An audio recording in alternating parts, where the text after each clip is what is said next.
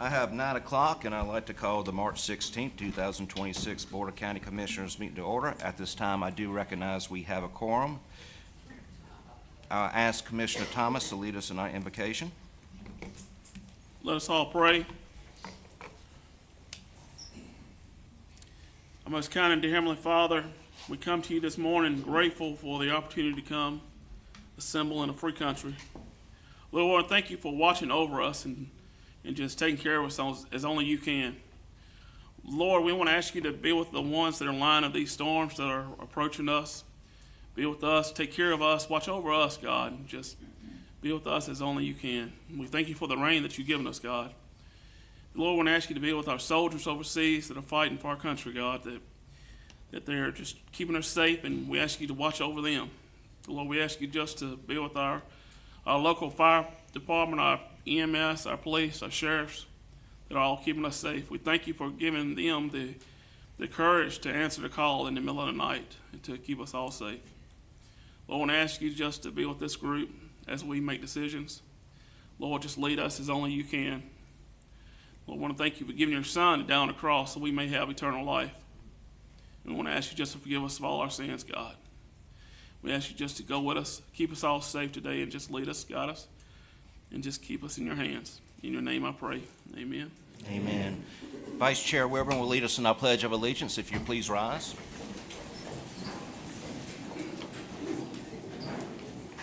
I pledge allegiance to the flag of the United States of America and to the republic for which it stands, one nation, under God, indivisible, with liberty and justice for all.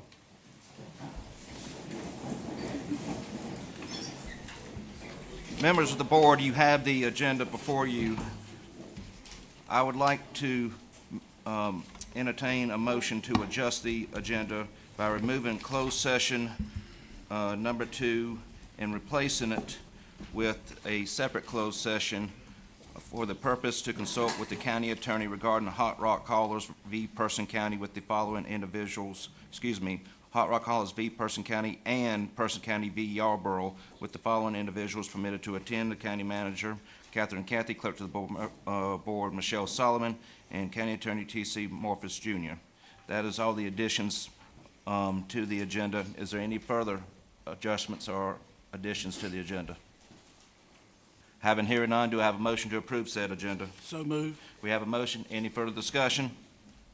Having hearing none, all in favor, please vote by saying aye. Aye. Any opposed? The ayes have it. The agenda's been approved. Next item, item number 5, Social Work Month Proclamation. Krista Perry, Deputy DSS Director. Good morning. Good morning. Thank you guys for acknowledging Social Work Appreciation Month. I'd like to read the proclamation for Social Work Appreciation Month 2026. Whereas social work is a profession devoted to improving human well-being and helping individuals, families, and communities meet basic and complex needs while enhancing their quality of life.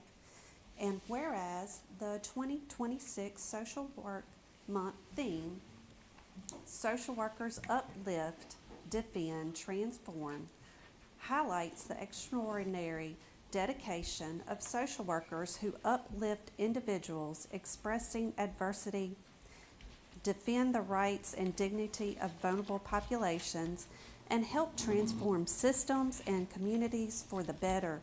And whereas social workers in Person County serve in a wide variety of settings, including schools, hospitals, mental health agencies, public safety programs, nonprofits, long-term care facilities, and health and human services, providing critical services that strengthen safety, stability, and opportunity for residents of all ages.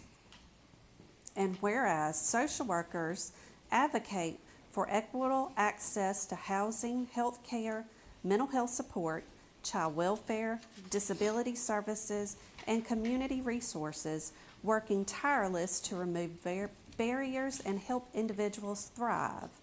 And whereas social workers embody compassion, resilience, and professional excellence, often carrying heavy caseloads while navigating complex challenges with skill and empathy, while remaining committed to the well-being and success to those they serve. And whereas Person County recognizes the essential contributions of social workers and express deep appreciation for their ongoing efforts that uplift our community, defend its most vulnerable members, and transform lives each day. Now therefore, be it resolved that the Person County Board of Commissioners hereby proclaims March 2026 as Social Work Month in Person County and encourages all residents to join in celebrating this dedication, service, and transformative impact of our local service workers. Adopted this day, 16 March 2026. Members of the board, do I have a motion to approve said resolution? All in favor, please vote by saying aye. Aye. Any opposed? The ayes have it. Proclamation's been approved. Thank you. And we do have members of our social work staff here. If you are here, please stand to be recognized.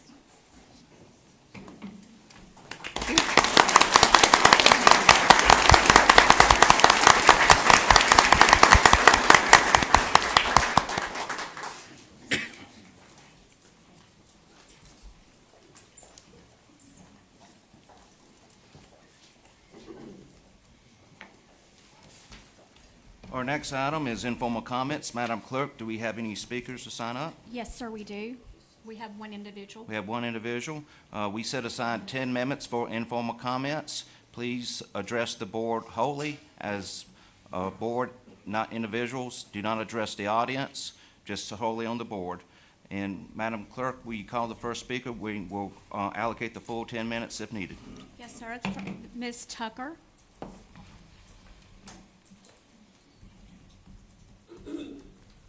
Thank you. Good morning.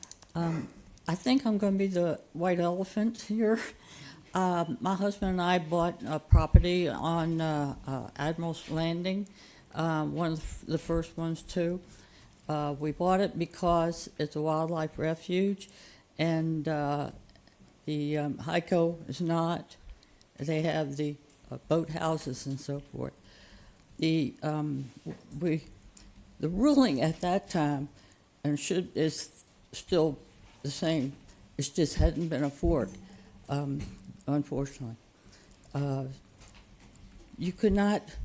Duke Energy owned the property from the lake 500 feet up. We were not allowed to cut any trees or build any boathouses. That property from 500 feet up is not our property. It belongs to Duke Energy.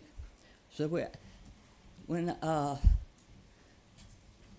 people across the lake built a house, they cut all the trees down.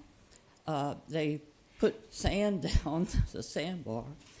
Duke Energy came back, made them take the sand up, cut the trees, put indigenous trees there, and they put no passing, trespassing on the lake and on the property line. This has been the way it was. I think it's still the way it is. I just am sorry that has not been enforced, and people have bought and built boathouses and so forth.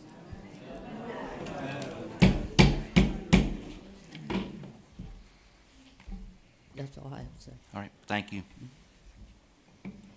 Mr. Chairman, that concludes our informal comment period. Okay.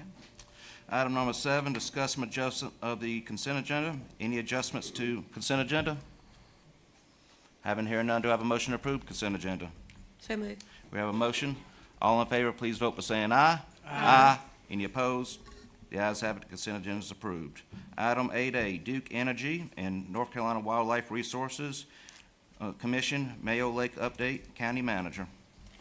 Good morning, Board.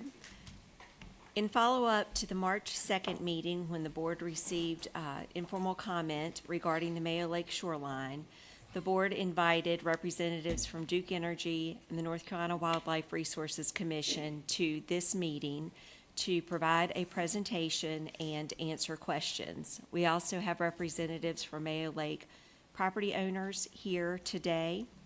And I would like to acknowledge Beth Townsend with Duke Energy to get us started with the presentation.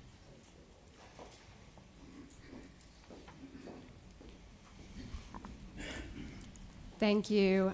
We are encouraged to have so many property owners here to see the presentation this morning that reviews the 404 permit from the Army Corps of Engineers and has some additional information as to the latest happenings. So I will invite my coworkers to come up and provide the formal presentation at this time. Thank you.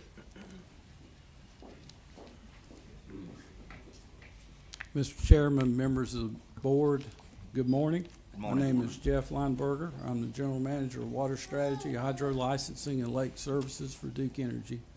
Our group, among those things, manages all types of access to the company's 39 reservoirs in North and South Carolina, one of which is Mayo Lake. Certainly a place and a subject, shoreline management, that's near and dear to everybody in this room. Sir, can you speak up into the microphone? I've noticed some audience raising their hands to Okay. theirs. They can't hear you. How about this? Is that better? Okay. Sorry about that. I'm short. I usually don't have to worry about raising a microphone. But wanted to talk to you this morning about Mayo Lake, an important place to this county, an important place to Duke Energy, and certainly an important issue with shoreline management.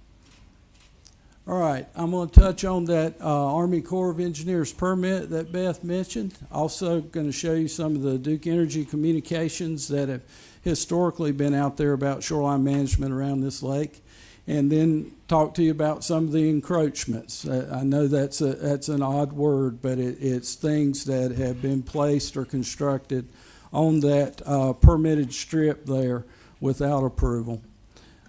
Also going to explain, how did we get to where we are today? Why now? Why here? Why now? Why this issue? And then looking ahead to see if we can do some things collectively to make things better. Okay, that Army Corps permit, way back in the 70s, when Carolina Power and Light was looking to construct a generating station and dam on Mayo Creek, they needed to get a permit. Need to get a permit from the Army Corps to build that dam across the creek. It was a Section 404 permit. Permitting is really complicated now. It was somewhat complicated then. A lot of study and evaluation had to be done in order to prepare the materials for that permit, because you had to look at what are going to be the environmental impacts of what the company was planning to do. So an application was filed with the Army Corps in the 70s. In 1978, a permit was issued. And supporting that permit was something called a final environmental impact statement. That was a scientific study that went through, what was going to be done and what the specific impacts were going to be.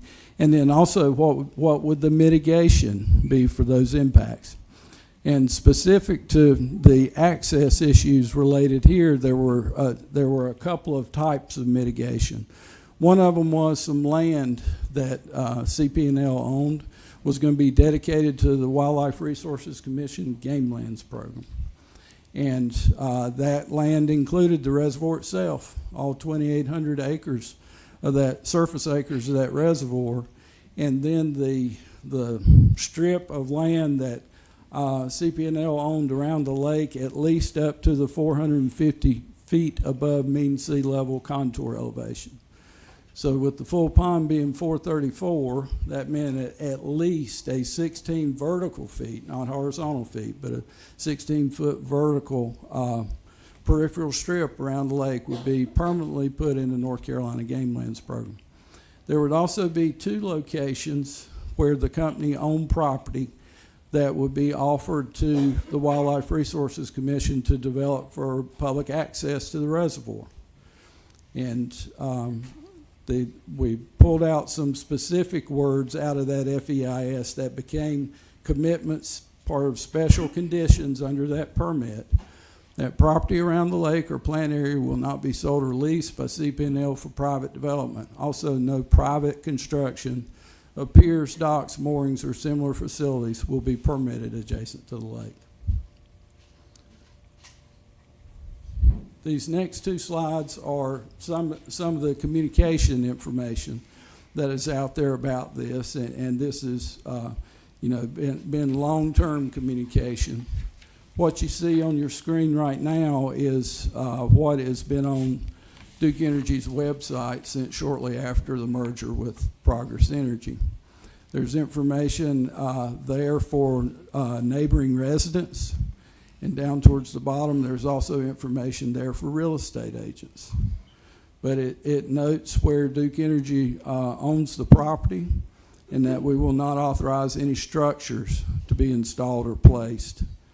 The intent of the lake and the land policy that the company committed to was that lake will stay in a natural and undisturbed condition. And there were provisions for pathways to get down to the lake. Those should be, as you note, they're serpentine, no more than 4 feet wide. There were some limitations on tree cutting. And the information for the real estate industry was just to make note that properties adjoining that strip should not be advertised as waterfront or lakefront property because they weren't. And again, this has been on Duke Energy's website since the merger. I think something very similar was on Progress Energy's prior to that. For a number of years, the company sent out letters like this one every year to those adjoining property owners. And this letter just reiterates some of the things that I just touched on in that previous slide that are on the website about the limitations of use of that Duke Energy property. All right. We did some mapping back in about this time 2 years ago, and we went around the entire lake and noted the locations of places where there were private moorings around the lake.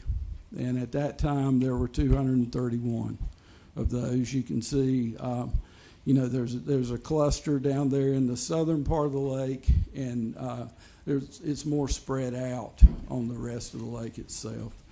Just as examples, those photos to the right are some of what things look like out there.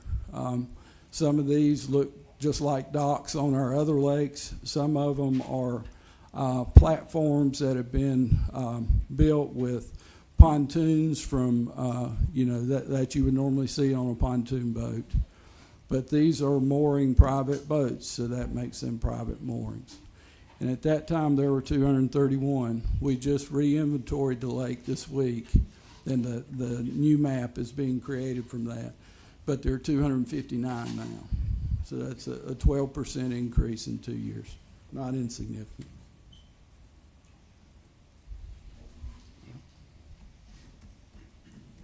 There it goes. All right. So how did we get here with a room full of folks today upset about things near and dear to them? In 2023, Duke Energy, our company, was approached by the Person County manager. I think there were some folks maybe that have been coming to your meetings asking why was Mayo Lake not developed, and that there were opportunities to develop the lake. Why was it not developed? Well, that question came to us, and we had just done some more reorganizing about that time. And when this question came in, this was really the first question since I had Lake Services come back under my organization about Mayo Lake. So we just said, let's figure this out. Let's go all the way back to day one and figure out what the commitments were when the initial permit was issued by the Army Corps. So we went all the way back to really before lake construction to that permitting process. And in that review, that's where it became obvious that there were perpetual commitments the company made in exchange for that Section 404 permit that it did not appear were being followed through. One of those was no private moorings. The second one was actually we couldn't find a clear paper trail as to two public boat launching locations being offered. Obviously, there's one there at the Triple Springs landing adjoining Mayo Park, but that's the only public access on that lake. So we had a conversation with the Wildlife Resources Commission in September of '24 to try to ask them to help us see if we can get what is actually out there in alignment with the commitments the company made to the Wildlife Resources Commission and to the Army Corps in that permit in 1978. So we requested that rule. The Wildlife Resources Commission did not do that rule on their own. They did it because we asked. The Army Corps of Engineers is not forcing us to go out and do this. We are trying to follow through on commitments that were made by our predecessor company in good faith in a permitting process, and they were made as perpetual commitments. That is why we are here today. We requested that rule in October 2024. As best we can tell, the Wildlife Resources Commission followed their typical rulemaking process for game lands and incorporated the rule that you see at the bottom there as part of the Mayo game land rules, which became effective January the 1st. So that's what got us here today over this particular issue. Looking ahead.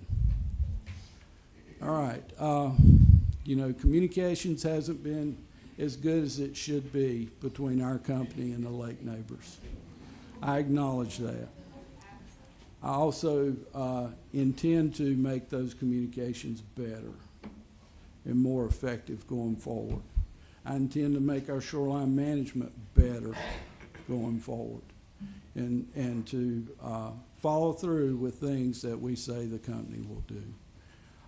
We do want to form a interest-based stakeholder team, a small group of folks representing the various interests around the lake so that we can talk through this issue productively, let's hope.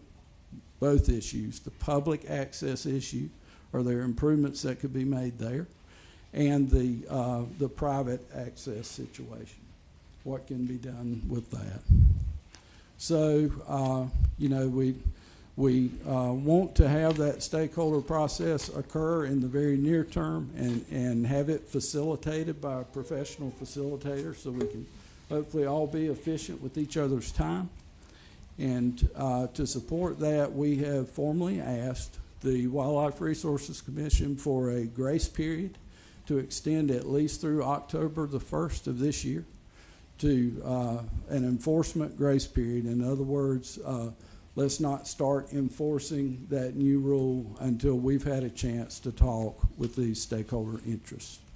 And we're also asking that all governmental entities request that they not take any more related action until we are able to have had that conversation. And, at least initially, the initial focus will be on let's all get to a place where we can agree on a common set of facts.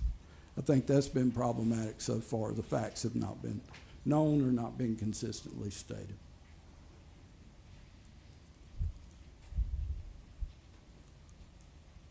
There we go. Okay.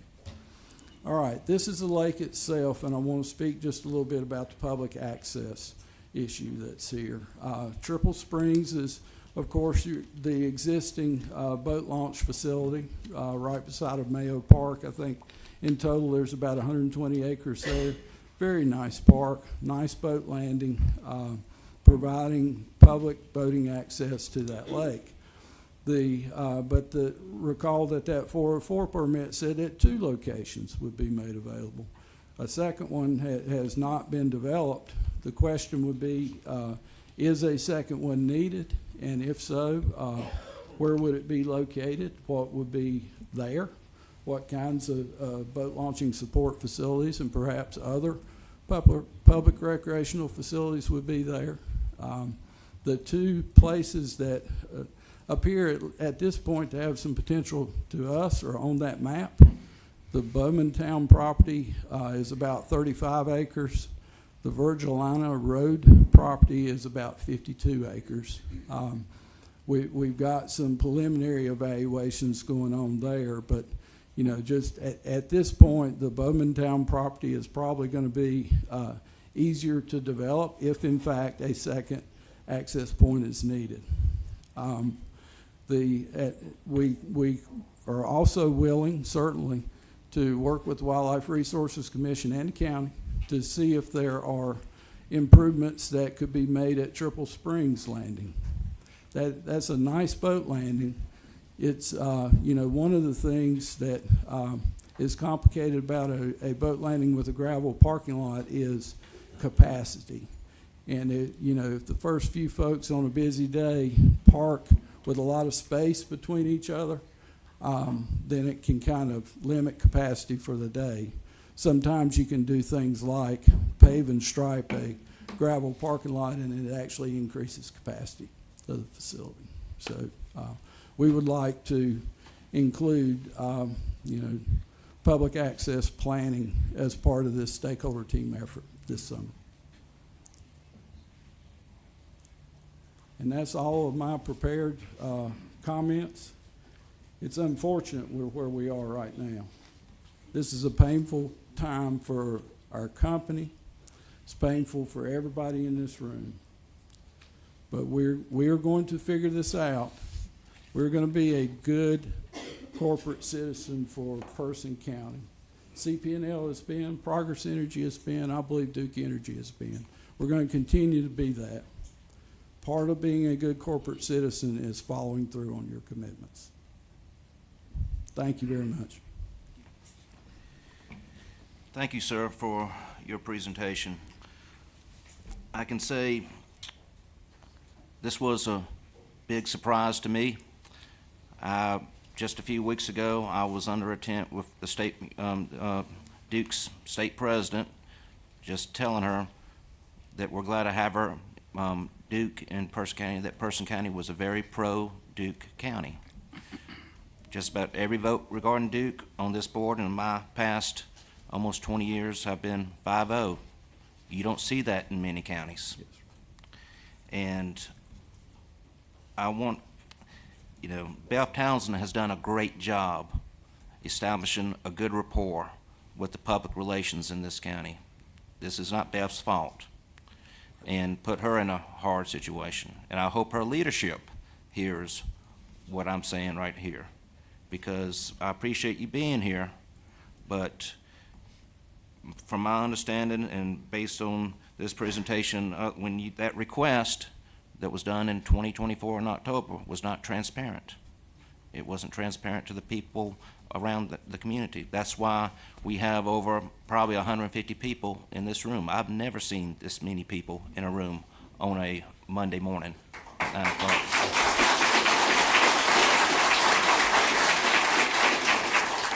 And I think the people here are peaceful.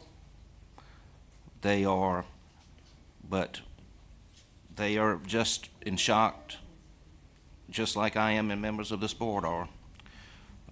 We're going to have further dialogue on this after the rest of the presentations and speakers. I do appreciate you being here. Yes, sir. And I want to continue a good corporate partnership with Person County and Duke Energy, as we have always had in the past. Yes, sir. But I would like for you to, honor the requests of these people. And I understand you had a delay until October. Well, in my opinion, if this isn't resolved by October to everyone's liking, this issue is not going to go away. Yes, sir. So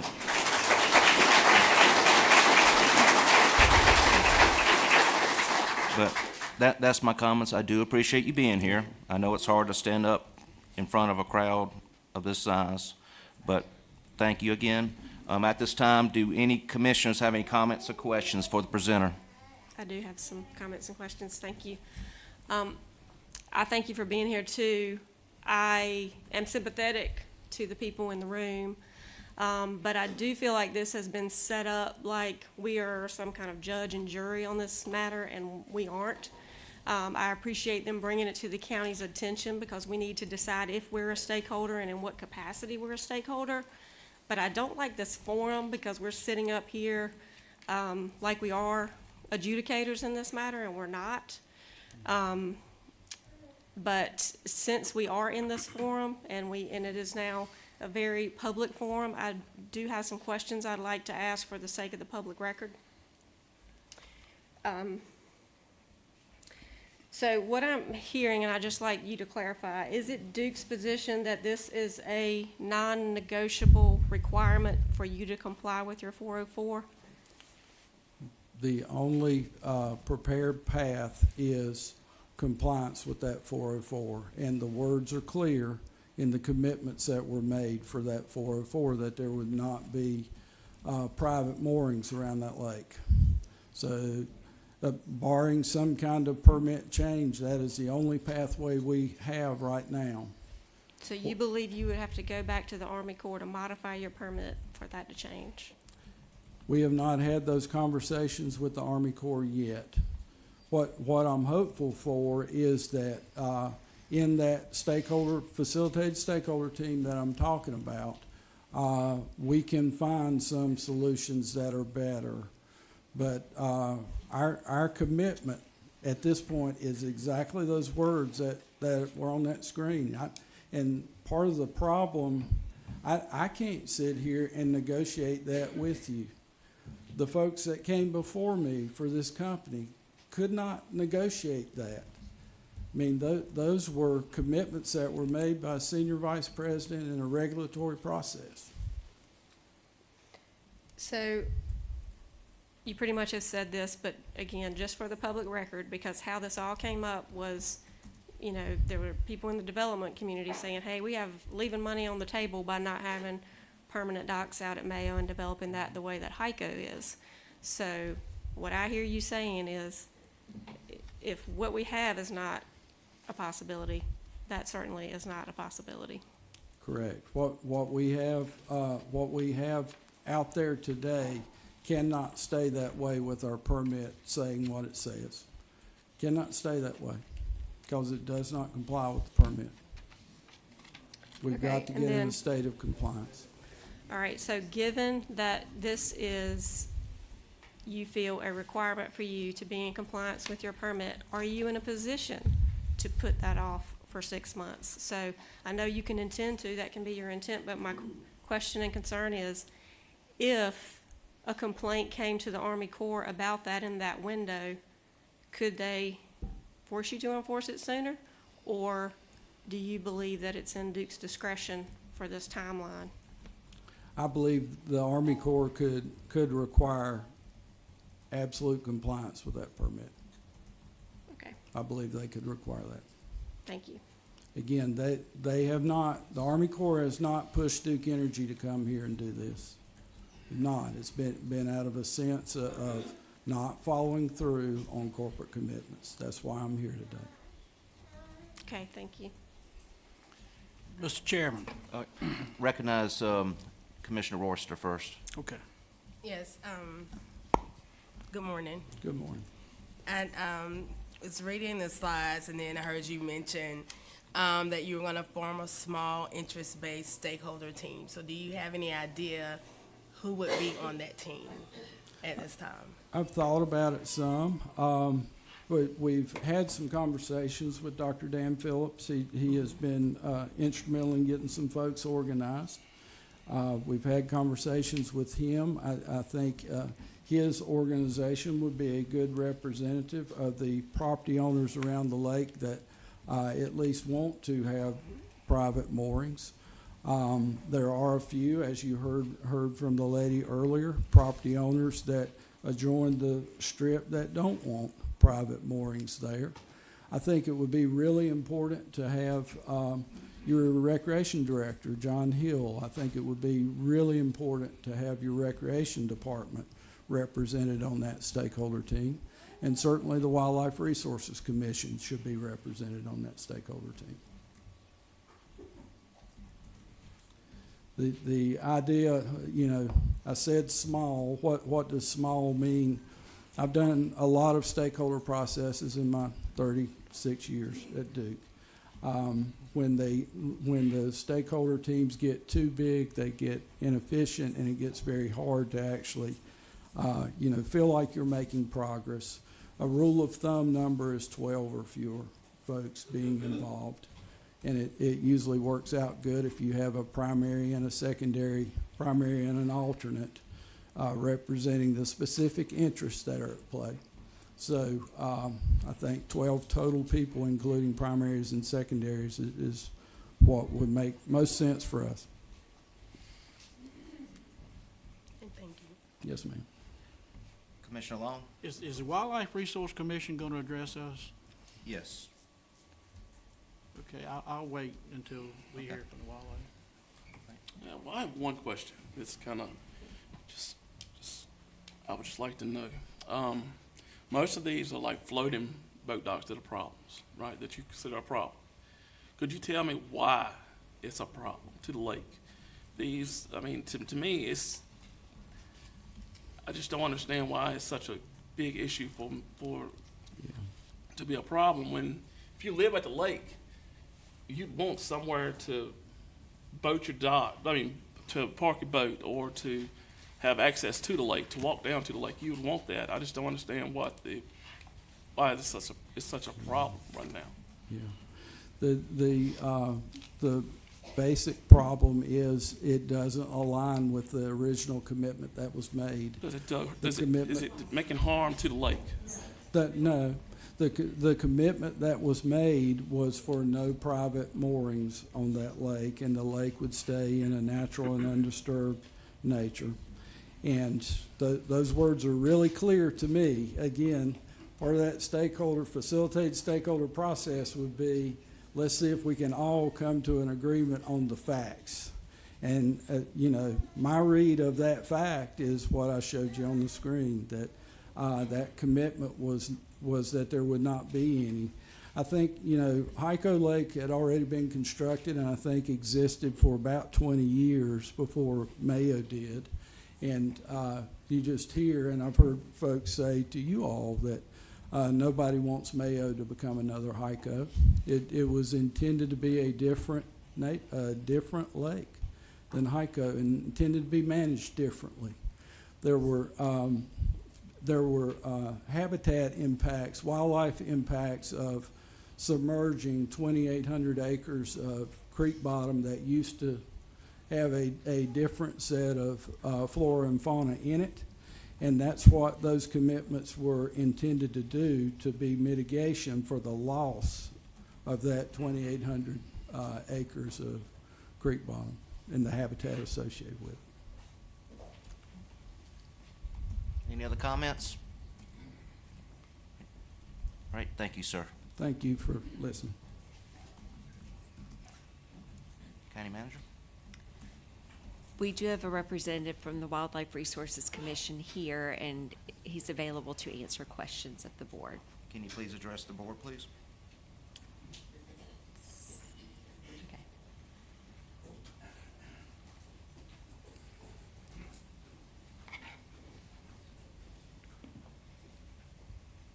I'm Darren Barnes, the Chief of the Land and Water Access Division for the Wildlife Resource Commission, and I have Captain Nathan Green with me. He's the enforcement captain for District 5, which Mayo Lake falls in. And we're here, we don't have a presentation for you, but we're here to answer any questions you may have. I know this gentleman had questions. Okay, when there's a change in the rules with the Wildlife Resource Commission, and I'm a lifetime license holder, very much support the Wildlife Resource Commission, but anytime there's a change, it's always published. It's published publicly. Correct. And nobody's seen anything about these proposed changes, and I guess one question I would have is, why was that? Were the people of Person County Person County government and the citizens around the lake not notified that this change was going about so they could attend those hearings and they could offer some input? So it's a very good question. So we followed our normal process for any rules. So this was part of our annual rules cycle package. So it went in with many other rules about hunting, fishing, wildlife-related rule changes that we were going to were occurring in that year. Those rules are noticed in NC Register. They're put online. We send an email out to all of our interested parties. Those are people that have signed up for those emails to be alerted about rule changes. There was a press release, Facebook post about our public rules cycle. So what you wouldn't have seen was a very specific post about Mayo Lake because it was part of the larger package. So we're posting about all those rules that we were doing at that time: fish rules, wildlife management related rules, land and water access related rules, which Mayo Lake was a part of. So that was published. We put notifications out there. We had 3 virtual public hearings on these rules that people attended. So we followed the process that we normally follow for all the different rules that we have to get the public, to get notification out. Now that does not mean that we went to Mayo Lake or came to Person County and announced that rule change, just like we wouldn't do that for any of the other rules that we have. We wouldn't go to those local governments like that. We follow, we're trying to get a message out to a broader group of people. But that process was followed. So I get a notification on social media when you're going to have a discussion about changing things like the hunting rules for deer hunting. It was part of that. But we didn't get anything about. It was part of that. What I'm saying is you got a notification, it just didn't say Mayo Lake. You would have had to look at the different rules in that package to say, just like we don't send out notification that says Sir? there's deer hunting rules or there's fish hunting rules, it's all part of that rules package. Sir, I just want to address the audience real quick. Okay. Please be respectful to the speakers, the presenters, and everyone wants to be cordial here, and everyone wants to get out. If you disagree with something, I ask you to keep that opinion to yourself and just be respectful to the presenters. Thank you so much. Would the Wildlife Resource Commission do it differently if you had to do it over again? We follow that same process. Well, I find an issue with that in democracy about not letting people know that you're making such a drastic change. You didn't notify anybody up here about it. But you tell me when you're gonna have an open hearing about changing the deer hunting season or This was such. part of that. Sir, Here's the sir, you difference. probably knew that this was happening, and when we make a change, get ready to make a change, and we know that this would happen, we let them know ahead of time. I think you knew that this would happen, and you did not want. So mean, I it's did not know kinda- that this would happen. It's kind of written in So stone. let me just explain. So when we send out these rule packages, we're covering a statewide area. We're covering a lot of different people, right? There's no way that we can contact every interested party and for those rule changes. When you're Did you talking not about think deer that they would season, be upset? well, I mean, you got a whole lake.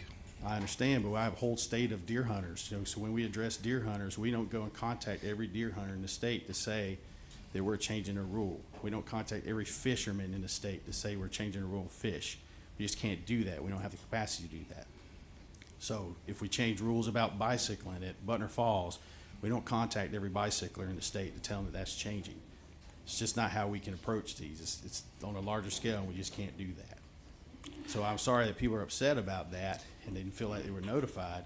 We followed every process we were supposed to notify the public about our rules packages. I have a question. Sure. You said that you had virtual hearings. Correct. Were they pertinent just for Mayo Lake here in Person County? No, or you we were don't- saying virtual hearings For across all of our all rule the package, changes? right. So we didn't focus on, like Mayo Lake wasn't its separate thing. It came with our annual rule cycle with all our other rules. So we follow the process we follow for all our other rules to alert people about those rules. And, I mean, honestly, we don't always know who's interested in a rule or not. So we have to follow the same process for all the rules we do. And I So this get- was not taken any differently than any other rule we have. And I guess my concern, because I was out with residents of Mayo Lake, I took a field trip yesterday, and it's probably why my allergies are so messed up this morning, but it was worth it. But I guess my concern is that we have seniors who live out there, and I want to be honest, not all seniors are online or have access to those types of notices. Sure. And I mean, I have family members who they rely on snail mail.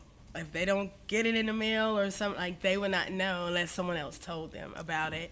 And I guess that's my main concern, because it seems like you have a community who may have had access to it and then realized that's what you all had put out. But then you also have a community of people who are not online, who are not checking Facebook, who are not receiving emails to know Sure. about this, and they have vested interest in this property because they've been there 30-plus years, and all of a sudden it's changed. So that's my biggest concern with that right now. Sure, and I can understand it. And that's a challenge that any agency that's propagating rules has, right? Getting notification out, because it would be very difficult to send snail mail out to all the different interested parties. You're talking hundreds of thousands of people potentially for those types of rules. So that is a challenge. I agree with that. Do you remember or vaguely how big that packet was or how many items you had on that agenda? Off the top of my head, I don't, but it was probably in the neighborhood of 20-plus rules. So, first I'd like to remind everybody that, again, we're not judge and jury here, and Duke nor the Wildlife Commission owes anything to this board in this matter. And so thank you for being here. Certainly. I'd also like to remind everybody on this board that we are also a regulatory authority. I saw the planning director come in. I see a city councilman sitting on the front row. We have rules to follow with our noticing process, and we can't sit there and think of, well, who is everybody that might want to know about this? We don't have the staff or the resources or the crystal ball to know what that would be. And so I completely understand where you're coming from as somebody who has seen a zoning process play out over years, and people get upset and say, why didn't I get a letter in the mail? We didn't know. We found out this way or that way. But you can't anticipate who's interested in something. Like you said, you cover the whole state. You had 20 or so items on your docket. So I am sympathetic to your situation there. Thank you. I do have, did this go into effect officially on January 1st? That's correct. And so if it has not been enforced up to this point since January 1st, what was the intent of the commission to start the enforcement? So as the gentleman stated earlier for Duke Energy, they have requested that we hold off until that October 1st date of 2026. So with that, we will continue with their request. Obviously, we can't just simply not enforce a rule. That rule's been put into place, and we have to uphold our end for enforcing those rules. But with that, again, we will go with that October 1st date. With that, typically what we do with the Wildlife Resources Commission is we try to get out and make contact with folks and go ahead and have those conversations and give a verbal warning right off the bat to try to address any concerns that you have there. With my officers, with Sergeant Godwin, that's right here to my right, and then some of the other ones that are stationed here, obviously they are members of this community and have had conversations in the last year leading up to this meeting and the January 1st date. So you were contacted from Duke between January 1st and before you could go out and implement an enforcement, is what you're saying, to hold off? They have recently requested, ma'am, that we hold off till that October 1st date. Okay. Have you decided how you'll enforce it? If it says you can't leave it there for 24 hours, how would you enforce whether something has been there for that long or longer than that? Yeah, so that's conversations that we've had with Duke. We had a meeting with them on the rule and the rule enforcement. With that, it states in there the 24 hours. There's, again, with our process, typically we'll have those conversations, give a verbal warning to begin with. Oftentimes we'll move on to a written warning, and we run it in a cycle.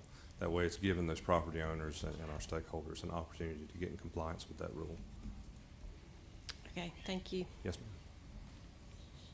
Did the Wildlife Resource Commission have any kind of communication with anybody here in Person County about this was coming up before it was actually enacted?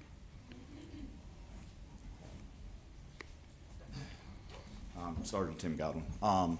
Yes, as far as some of our local officers, as far as when they've made contact over the last year or so, during the summer times when they're out there patrolling, have told folks that they're, need to be looking down the pipe at stuff that's coming up as far as the docks we're looking at being removed from the lake, to get back in compliance. We have made some contacts. Have we went and set at the access areas and stuff like that? No. I mean, we don't normally typically do that.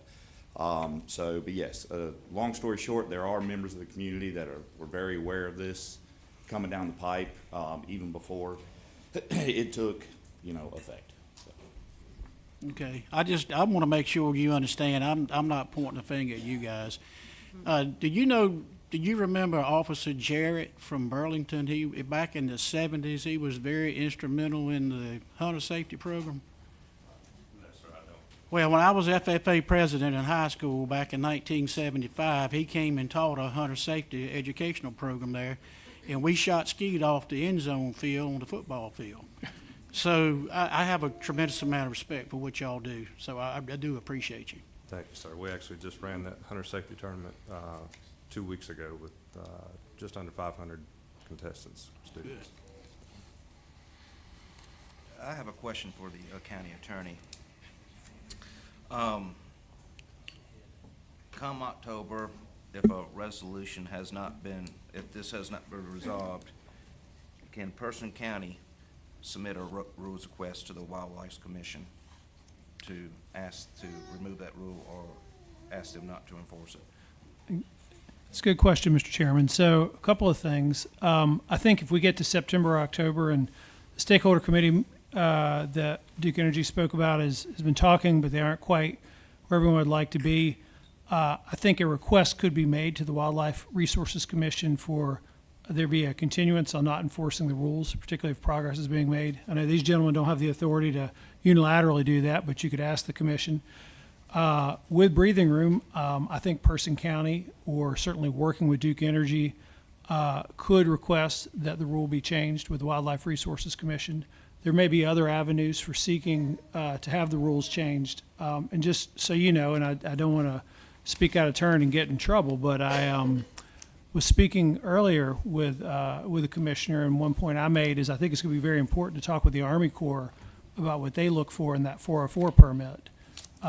It sounds like Duke Energy's put a lot of energy into trying to comply with the rule, but it'd be interesting to know what the Army Corps thinks is necessary at this time. So I think there's a lot that needs to be done in that stakeholder process. And to sum up and answer your question, I think a request could be made for a rule change at some point in the near future. Okay, thank you. Any other questions for the wildlife representatives? I would like to hear what Wildlife and Duke's response to that is. What would that look like from your side? Well, I can say from the Wildlife Commission side, this rule was put in place at the request of the property owner. So any changes rule would be at the request of the property owner, from our perspective.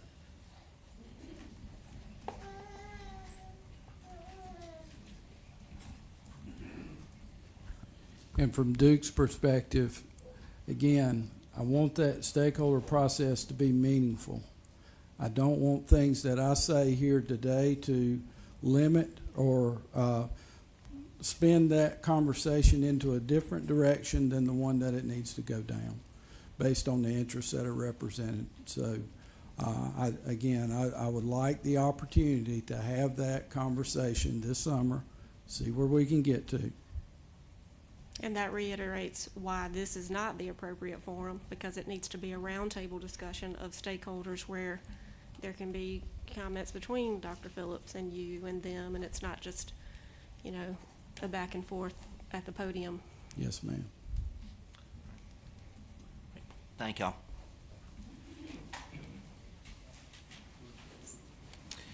At this time, I'd like to recognize Dr. Dan Phillips.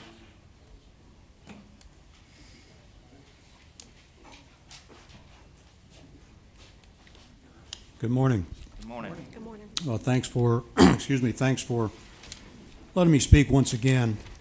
And, Ms. Vice Chairman, I have to adamantly disagree that this is the right forum. If you guys weren't listening to us, we wouldn't have these folks at the table. It wouldn't have happened.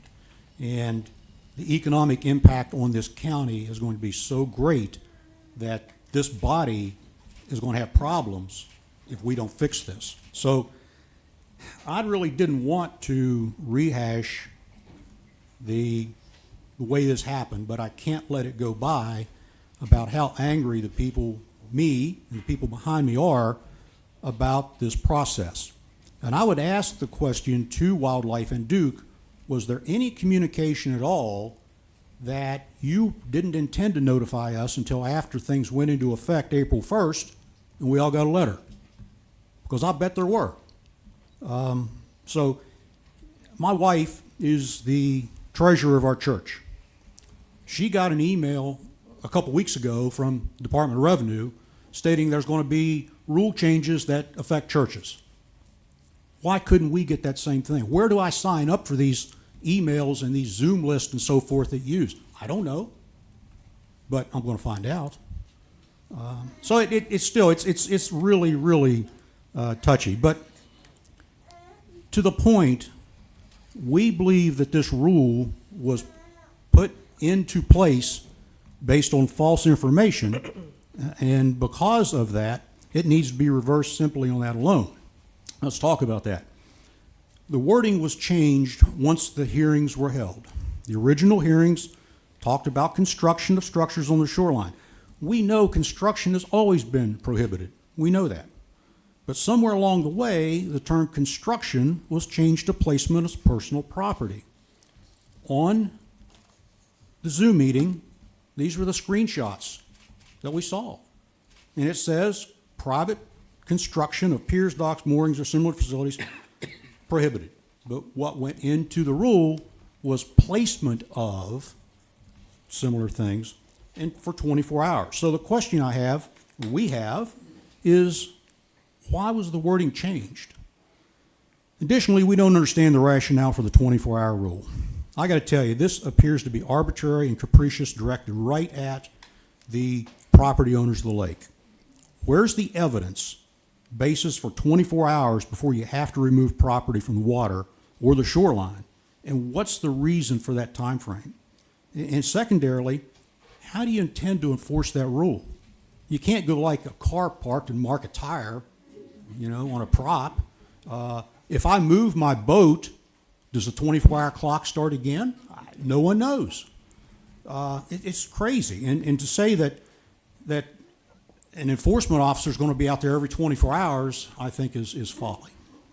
So we understand that when rules like this are put in place by wildlife, they need to go through a rules committee to review them prior to implementation. That committee was either derelict in their duty or given false information, one of the two. I believe it was the latter. I don't think they were given full information. Let me give you some examples. We know that if floating platforms are removed from the water, that property values are going to go down.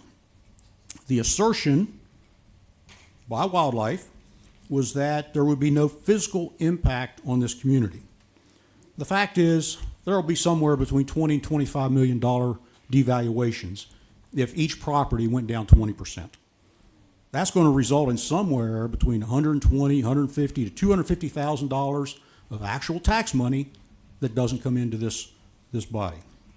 And that could go higher as assessments go up. So our questions are, was there an assessment of impact on valuations done prior to this rule proposal? If there wasn't, there should have been. Was there any consideration given to the impact on local businesses of this rule? Boat shops, realtors, builders, tourism are all impacted, just to name a few. We've got letters from over now about 15 businesses. I'll leave with the commission, talking about their impact on their business. Additionally, there's going to be an impact on the boat ramp. Right now, the boat ramp at Mayo Lake, busy morning. If you can get 55 or 60 launches off in 3 hours, that's a pretty good morning. Now add another 150 or 200 boats to that, because none of us can park them at our house anymore. And now you've got a couple hundred boats trying to launch on 3 ramps. 2 weeks ago, I was out there. There was a tournament going on. There were 57 boats parked there. The parking lot's full. Trucks parked up the road. No one else can get in. But that's not going to just affect us. It's going to affect the entire boating community of the surrounding county. Someone comes up there wanting to get on one of the nicest lakes in the state with their watercraft. They can't get in the water. So it's not just us. It's going to be quite a mess. But again, this wasn't disclosed to the committee, the impact on the ramp. So my question there is, what's going to be done to address ramp overcrowding, or was this even thought of before this proposal went into effect? Then there's the cost of getting these floating platforms out of the water. Most of them, the vast majority, are old pontoon boats that people have revised and put decks on.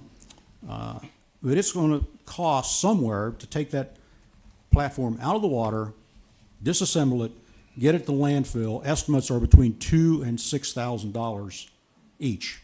There's now 250 of them. So we're talking somewhere between 1.3 and 1.5 million dollars that will be borne by the people in this room that can't be spent in other businesses in this community because we now have a tax which is basically an unfunded mandate. And none of this considers what the impact on the landfill is going to be.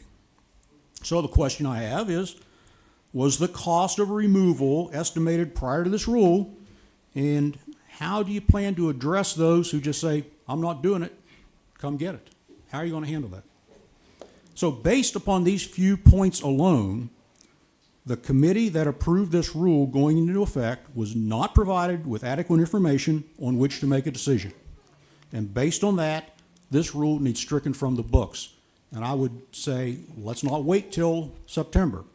The fact is, right now, this committee was not given all the information it needed. Had they had that information, this never would have ended up on the books, in my opinion. So we want to get it off the books because, as the officer said, if it's there, they got to enforce it. So what's to stop them from starting to write tickets whenever they want? I have to admit, and this is painful to say, there's a trust issue now, not only with Duke, but with wildlife. And I find that very painful to say as a former firefighter and military veteran who trusts those guys.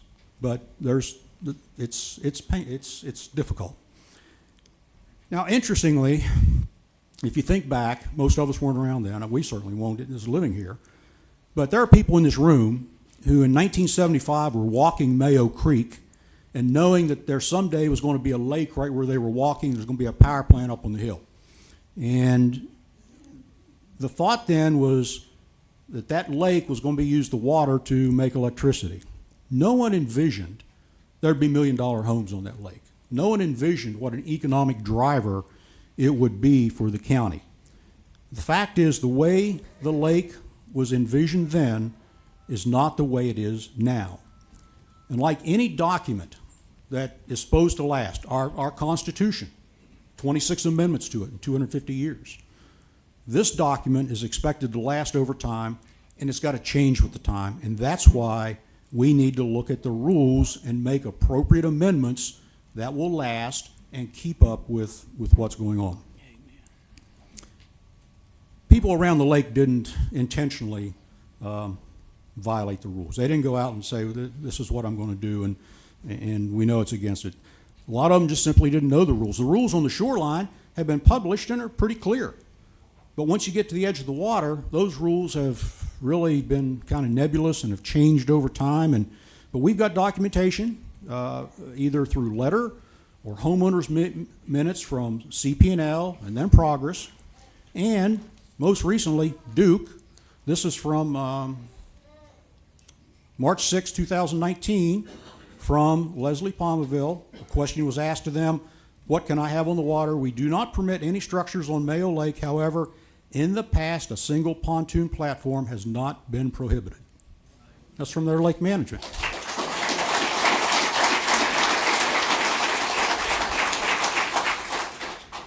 Now, I'm going to tell you, And I agree, Ms. Tucker, I agree with you. I don't want HICO. I don't want a boathouse. I'm offended by the gentleman who came here, not living on the lake, who started all this by wanting whatever they wanted.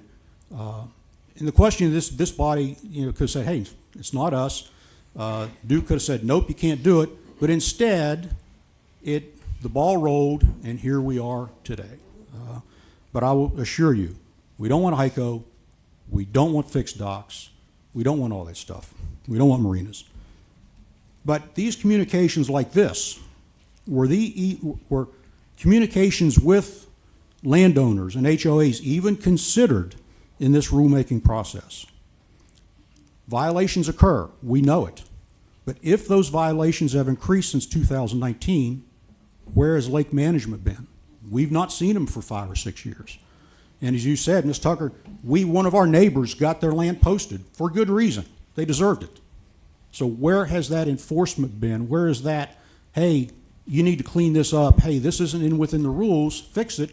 Where has that been for the last 6 years? This rule, if let stand and enforced, will be devastating for this county, which is why this body does need involved. We've got letters of support from businesses. We're not here just to protect our interest. We're here advocating for the interest of Person County, the county that in which we reside. And we hope a negotiated settlement can be reached. We think that committee should involve a number of us who are the 251 guilty parties with floating platforms. We think certainly Duke should be there, Wildlife should be there, but we think other affected parties should be there. Parks and Rec, yes. Tourism, yes. Builders and realtors, yes. And I think from that we can get a good solution. But we really, at the end of the day, want rules that my daughter and my granddaughter can follow. They're written. They're maybe even attached to the deeds. This is what you can do. This is what you can't do. There's no questions. And those rules protect not only our interest, but protect and allow us to keep floating platforms and keep boats and protect this lake that we love. Now, I've got to say that I'm optimistic that we can reach an agreement.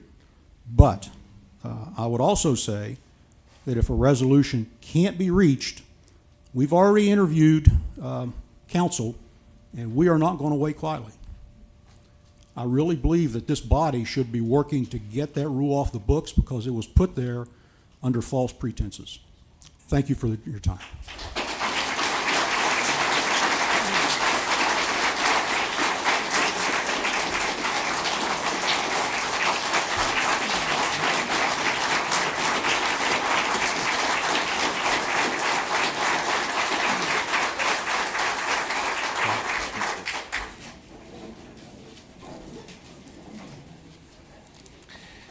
Thank you, Dr. Phillips.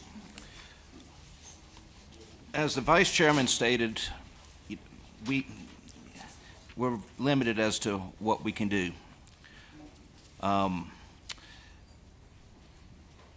That's the reason I asked the county attorney that question. I want to know what options we have to assist you. You're here today for a reason, and we recognize that. I wish we could make a vote or make the decision for you, but unfortunately we don't have that authority. However, we do have the authority and the power to make some noise. And the only thing that this board can do is continue talking with Duke, continue talking with what be the mediator, hear your concerns, look at having a resolution showing our concerns with that. And I really hope, and I'm with Dr. Phillips, I'm cautiously optimistic that a resolution can be reached. But the only thing that this board can control, because it's already happened, is the future. And what we can do to do our best to to our extent to stop this, to remove this, or any future votes involving Duke on anything will be on the back of our head, in the back of our mind. So, but members of the board, I sent an email to each of you with some different resolutions for entertainment this morning, and I will open that up for discussion.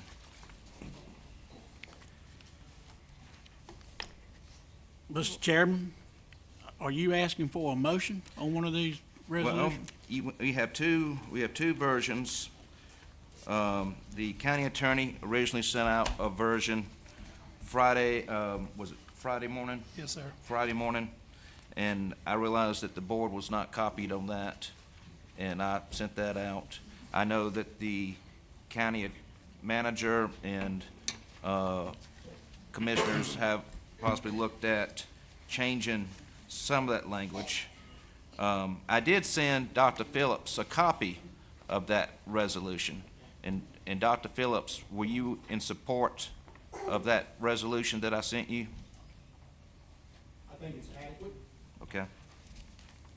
So in the version that I sent Dr. Phillips was,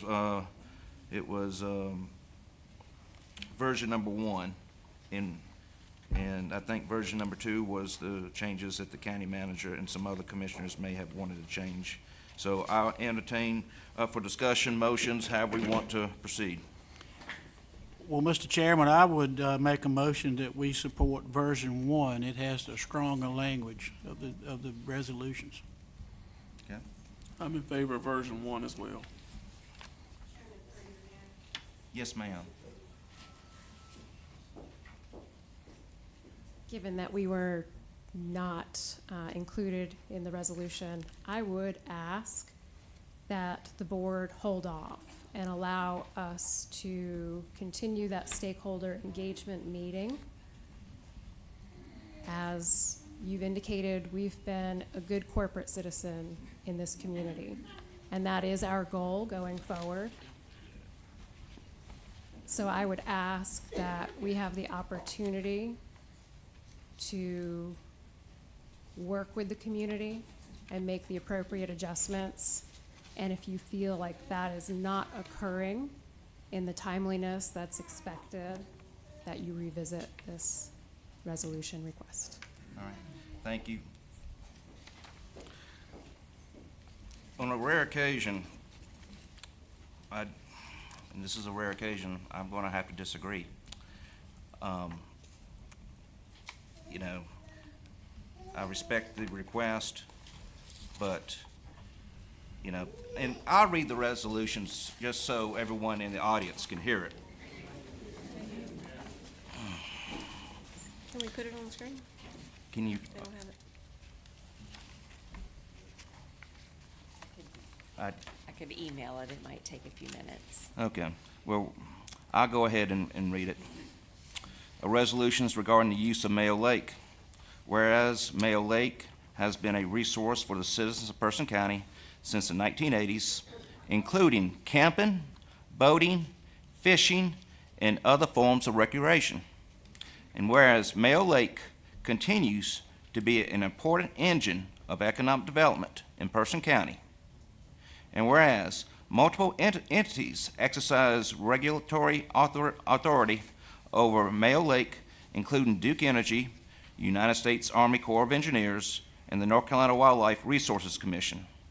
And whereas the North Carolina Wildlife Resources Commission recently amended 15A NCAC 10D.0249 to provide that the placement of docks, piers, and personal property for more than 24 consecutive hours on the shoreline or lake bed of Mayo Lake is prohibited. This rule went into effect on January 1st, 2026. And whereas, if enforced, the new rule would significantly lower the value of lakefront properties, and it would significantly and unnecessarily limit the ways in which lakefront properties owners could use their properties in Mayo Lake. Now therefore, be it resolved by the Person County Board of Commissioners the following.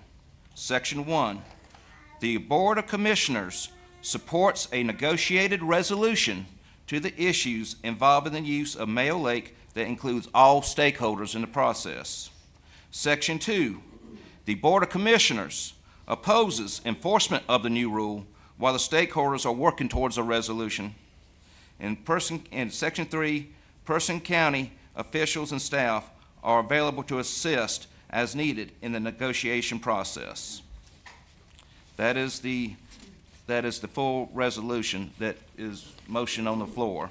And that is just stating your opinion. I think everyone in this room, for the most part, is in agreement with that. Are So, we ready for discussion? yes, ma'am. Okay. I go back to what I said at the beginning. I am sympathetic with the property owners. The last meeting, there were probably more people here, and there'd be more people here today if this was not a work day. I had a cousin standing at the back of the room that is my same age. I've known him my whole life, and I know he's a good person. I know he's a hard worker. I see him post pictures about enjoying his life on Mayo Lake, and I want that for him. But whether or not he and you all have been authorized to do that or not is not for this board to decide. And this has continued to be presented as, facts being presented to a judge and jury, and that is just not what we are. So I would like to make some comments to address my position on why I don't support this resolution. So I think what this board's duty is today is determine what role we have as stakeholders, if any. And it's been implied that we're stakeholders through Mayo Park, managing Mayo Park, and due to the anticipated economic impacts to the tax base and tourism. So the first point I want to address is the tax value, the tourism, and the economic arguments. The economic argument is more complicated than simply saying dock removal could reduce property values or tourism revenue. As a commercial real estate broker, we can't just say for sure it would reduce that. Everybody in this room probably thinks so, but there was one woman who said she moved there because it wasn't that way, and so we don't know if other people might see the same value that she saw with that. The lakes exist because Duke built and operates the plants here. Without Duke, the lakes would not be there generating tourism at all. Duke is also by far the largest taxpayer in the county, which means their presence reduces the tax burden on everyone else. So that's not an argument I'm making for, big corporation over individual citizens, because I'm also an individual taxpayer. It's a point that all of us would have a greater tax burden, but for Duke, by far.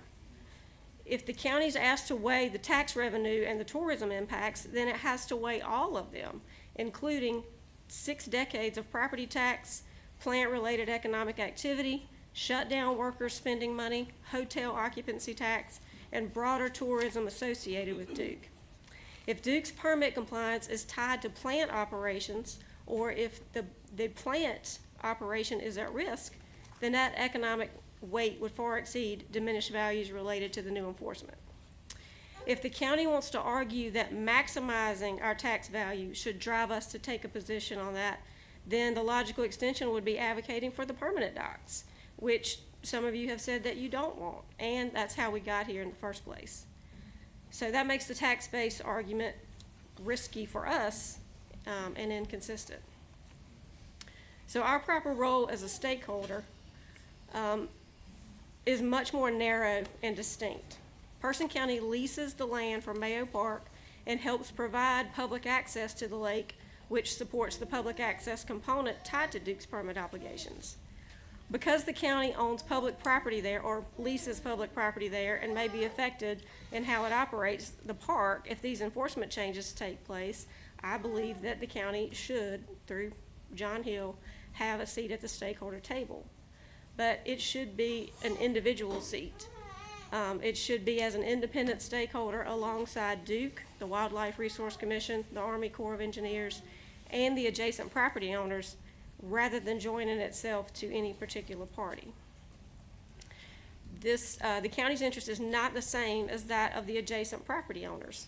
Mayo Park is leased public land serving public access, while adjacent property owners are not, to our knowledge, providing that public access. So at its core, this is a dispute between private parties over whether adjacent property owners were given authorization, explicitly or implicitly, to place private property, such as floating docks, on Duke Energy's private property that has been set aside for public use and conservation. If you believe you were misled as the property owners, or that Duke changed its position after prior communications, then that's a matter for a judge. Again, not for the Person County Board of Commissioners to determine. So if we start intervening between disputes between private properties, it's hard to know where that would end. There's also a concern for me about a conflict of interest if the county takes a position opposing compliance with the requirements of an environmental permit. The county is a regulatory authority, as I mentioned before, in many other contexts. County government expects citizens to comply with zoning rules, environmental requirements, permitting obligations, setback rules, notice rules, and other land use regulations. And it can take punitive actions when those rules are violated. The county often relies on the fact that state and federal agencies, like the Army Corps of Engineers and North Carolina DEQ, impose and enforce environmental requirements so that the county does not have to duplicate those requirements in our own ordinances and enforce them. It would be inconsistent for the county to now argue that Duke should not comply with what they believe are their obligations under the Army Corps permit, or to argue that environmental permit requirements should not be enforced. Even if the county legal counsel did not formally label this as a conflict of interest, it would still appear to be highly inconsistent. Duke is both the property owner and the permit holder responsible for compliance. Person County is not. So I have a concern, as Dr. Phillips said, that they have interviewed counsel, that if the county takes an official action to pass a resolution, and then this goes to litigation, the county would be making a soft commitment to be a party for that, either through funding or legal counsel. And so I think that as we deliberate this as a board, we have to take that into consideration as well. So this resolution says that it would significantly lower the value of lakefront property, and Duke's website clearly says that there is no lakefront property, it's lakeview property. And so I would have to differ with that point of it. And again, as a real estate broker, I would not be true to my profession if I didn't say that you can't just assume that significantly lower property values would take place. And then for the board to say that we oppose enforcement of the new rule, again, as a regulatory authority, we would be saying that we oppose Duke enforcing compliance with their environmental permit. So I can agree that there should be further stakeholder discussions, but Duke has already agreed to that. They have already agreed to do that, so I don't see any reason for the county to take official action to say that when they have already agreed to do that. So I can support that we would participate, but I also don't think that the county should get involved in saying that we will provide staff to assist in this process, because I think that further puts the image out there that we're some deciding court in this matter when we just aren't. And again, it's not that we aren't sympathetic that you woke up one morning and your enjoyment of your property was viewed differently. This is just the wrong government building to address that, in my opinion. Any other comments? Yes, I do support the resolution, but I support version 2 of the resolution, where it states that, and I think Commissioner Wilburn had highlighted, that the new rule may impact the value of Lakeview property, and also that Board of Commissioners supports delaying enforcement of the new rule. I know version 1 has stronger language, but again, we're all trying to be good. We are being good neighbors to each other through this, and it highlights that, we support delaying this enforcement of the new rule while the stakeholders are working toward a solution, which has already been stated by everyone who spoke today. So I do support the resolution, but I support version 2 of the resolution. I just want to say I disagree with, I believe that this is the perfect body because we are here to represent the taxpayers and we have a room full of taxpayers. And it's our job, like Kyle said earlier, that only thing we can do is make some noise. And version 1 is where I'm at. I'm in agreement with version 1. All right. Mr. Chairman, I think this is democracy in progress. It's a perfect example. The Board of Commissioner members often have different views and interpretations of an issue, and this is certainly playing out this morning. But over the last 4 to 5 weeks, this issue has consumed a great deal of my time and attention. You know, I called you, Mr. Chairman, when this came to my attention several weeks ago, and we discussed it. Mr. Lineberger, I appreciate you and Duke Energy in taking accountability of this issue, so I appreciate you. But I want you guys to really listen to what I'm trying to say. My family and I live in the Mayo community, and we enjoy our pontoon on Mayo Lake. I love Hyco Lake, but I agree with those here this morning. I do not want to change Mayo to become another Hyco. It is my position that this fundamentally is not a Board of Commissioners issue. The Board of Commissioners cannot compel Duke Energy to change its position on this issue because Duke owns the land, plain and simple. What I can say, as the rule stands today, and as a former real estate agent who sold property on Mayo Lake back in the day, back in the early days, it will drastically reduce property values, reduce economic development, and reduce tourism to the detriment of Person County and its citizens, and that is a Board of Commissioners issue. I'm working for the taxpayer, but both sides of this issue are taxpayers in Person County, so it's really tricky. What I can also say is I, as a citizen of Person County and a licensed water professional, have for many, many years attended the North Carolina Department of Environmental and Natural Resources, which now goes by the Division of Environmental Quality, public hearings and spoke in favor of Duke Energy every time as a citizen, defending Duke's commitment to the DEQ rules and adhering to the best science of the day, which is always evolving and improving. Spectrum News recently reported Person County was the only county that its citizens spoke in favor of and supported and appreciated Duke Energy in a statewide public hearing tour of Duke generating unit locations. I support Duke Energy. Person County government pushed hard to support Duke Energy in Raleigh, and the citizens of Person County support Duke Energy. But listen to this. I'm imploring you, Duke Energy, do not destroy the goodwill which you have earned so hard here in Person County. As an accounting major in college, I learned equipment can be purchased, net profit can be earned, but financial recognition of goodwill is very real. Check Duke Energy's annual financial statements when you get back to your office. It's listed on there. Goodwill is prominently listed and stated in the financials. Goodwill cannot be bought for any price. It can only be earned, and it can be lost. So I commend Duke for that commitment to follow the requirements of your permit. I really do. I appreciate the fact that you recognize that your permit said this and it wasn't being followed, because everybody kicked you guys for anything, and I appreciate you doing that.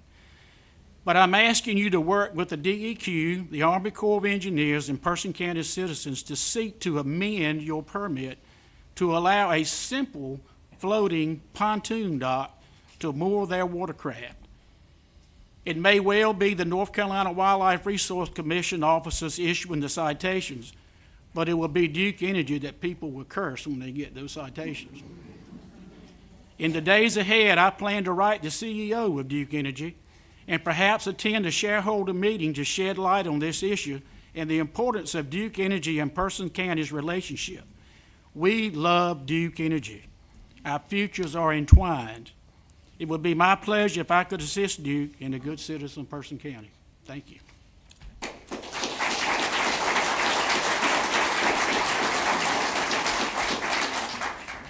Members of the board, we have a motion on the floor. Any further discussion? Hearing none, all in favor of the motion as read of supporting version 1 of the resolution, please vote by saying aye. Aye. Any opposed? No. No for version 2. Okay. Motion passes 3-2.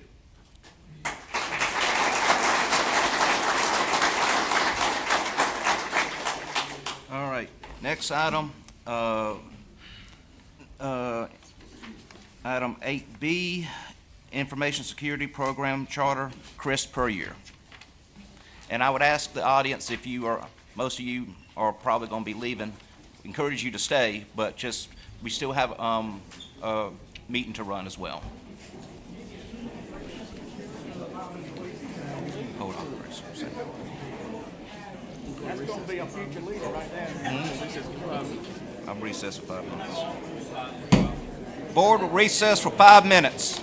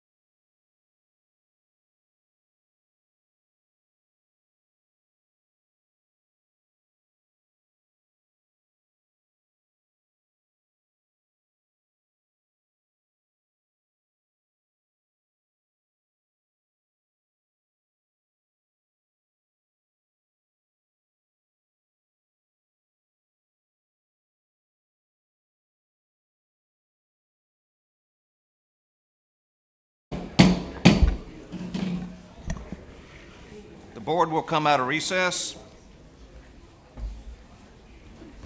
Mr. Puryear.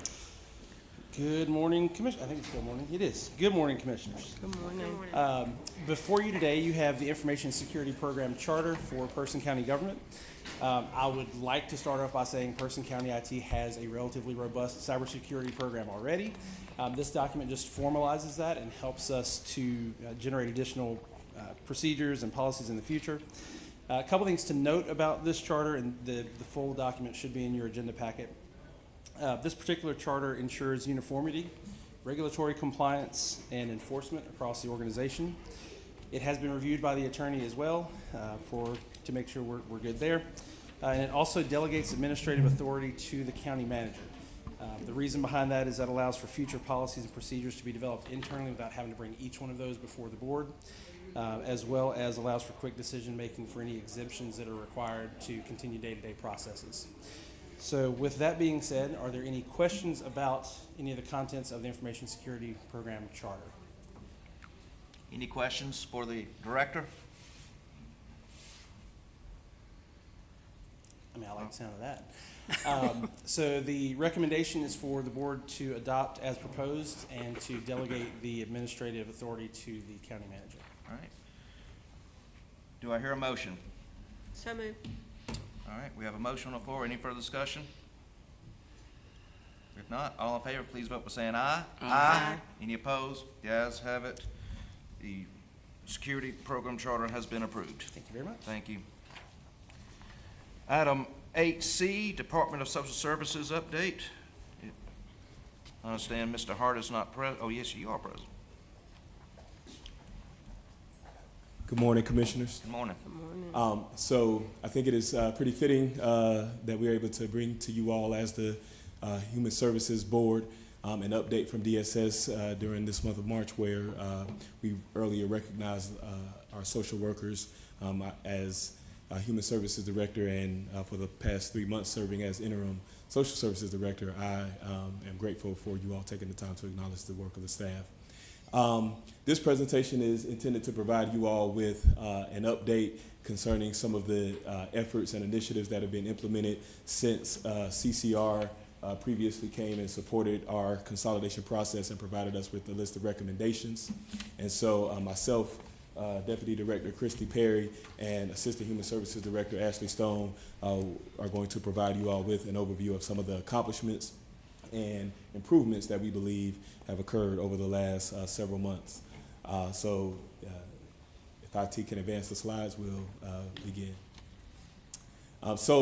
During today's presentation, I will try to be brief, but we also want to share with you all some of the efforts that we've made and strides that we've made as it pertains to community engagement and accountability, some of the efforts that we've made to improve the internal environment at DSS, the work culture, through different training and process improvement efforts. And then we also wish to provide you all with some of the changes and updates that will be forthcoming as it pertains to personnel.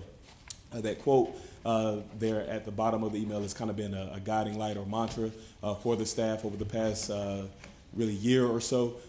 There's been a lot of changes, a lot of situations and adversity that we've had to collectively face.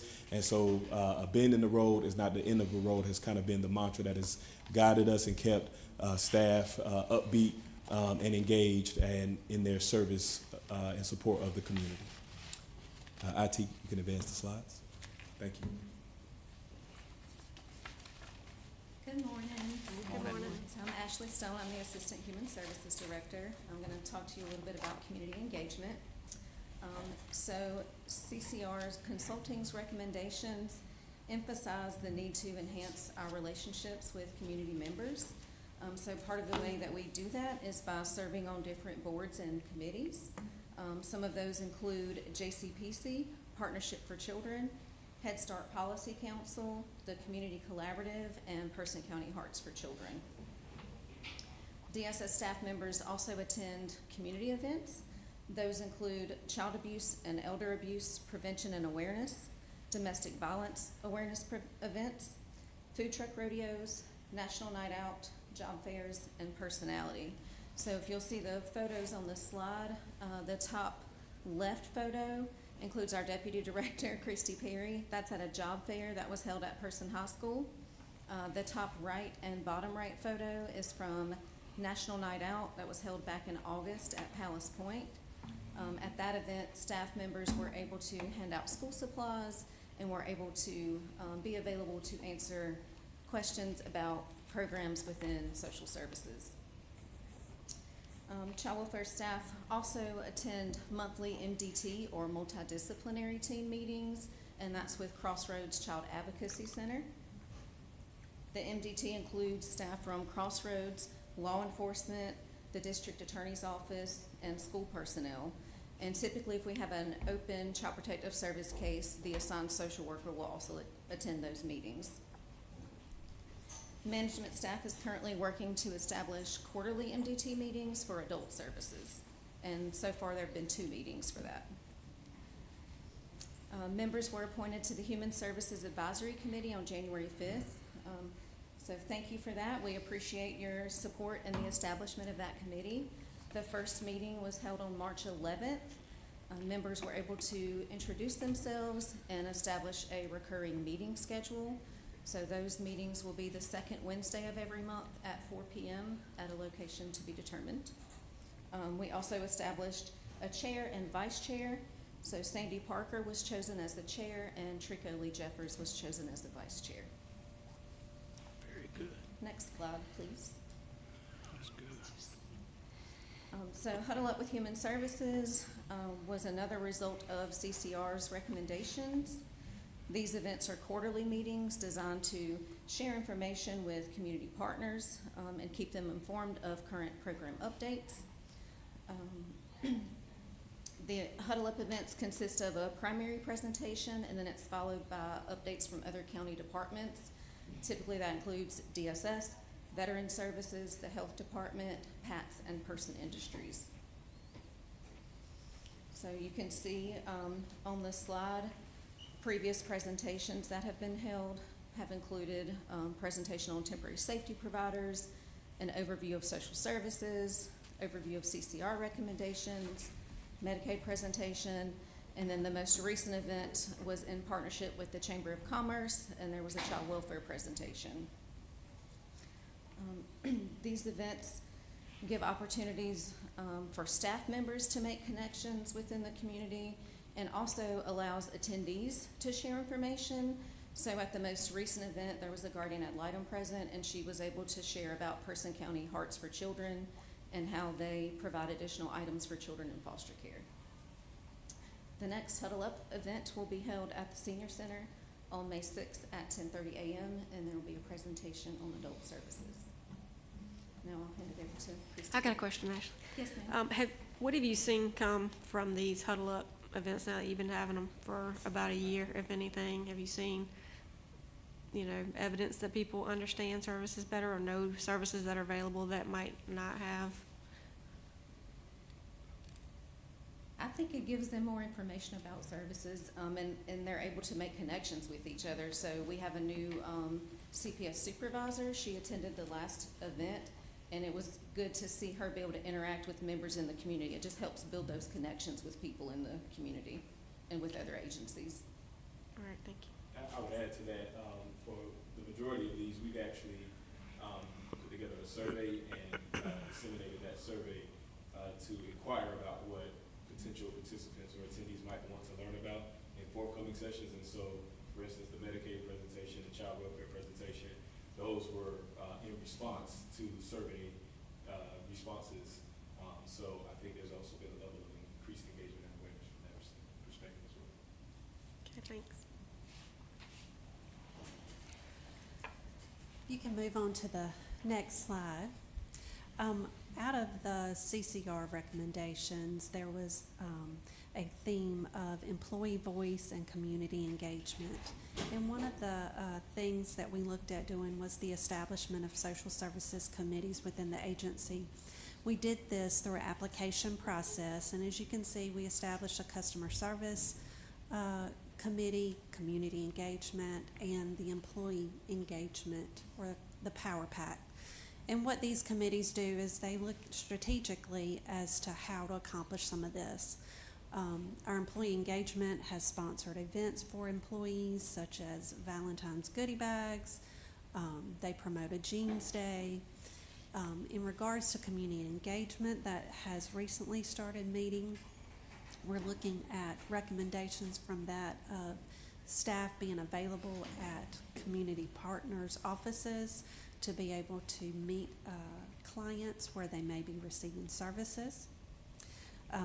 We're also looking at hosting a community engagement event where DSS actually sponsors some of that. One of the emerging ideas is a food bank, so to speak, a blessing box there at the agency.